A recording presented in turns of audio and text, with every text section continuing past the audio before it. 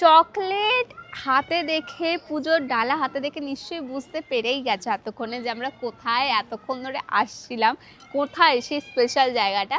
তো এটা হচ্ছে মা শ্যামসুন্দরী মায়ের আর একটা মন্দির, এখানে মা আগে ছিলেন, ঠিক আছে, মুকুন্দপুরের এটা মন্দির। আর দেখো মাকে তো তোমরা সকলেই জানো যে চকলেট দিয়ে পুজো দিতে হয়, যেহেতু মাকে বাচ্চা মেয়ে, 5 বছরের বাচ্চা মেয়ে হিসেবে পুজো করা হয়, সেই জন্য কিন্তু আমি একটা চকলেট নিয়ে নিয়েছি।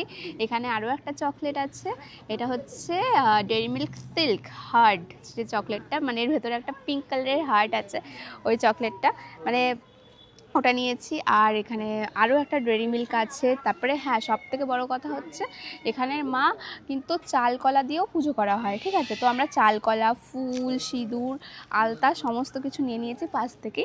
অ্যান্ড এটা দিয়ে এখন মাকে পুজো দেবো। অ্যান্ড চলো তোমাদের মায়ের মুখটা দর্শন করায়। এখানের মায়ের মুখটা দেখলে দেখলে তোমার পাগল হয়ে যাবে। চলো চলো মা, আমি মাকে নিয়ে পুজো দিতে এসেছি মায়ের কাছে, চলো। আর এইটা যে দেখতে পাচ্ছ, এটা কিন্তু মায়েরই বাড়ি, মায়ের নামের বাড়ি। এটা মানে লোকের কারোর বাড়ি নয়, কারোর নামের নয়, এটা মায়ের নামেই কিন্তু বাড়িটা। চলো তোমাদের ভেতরে দেখাই। এই মন্দিরটা ফাঁকা আছে আজকে, ওই জন্য ভিডিও করতে পারছি ভালোভাবে।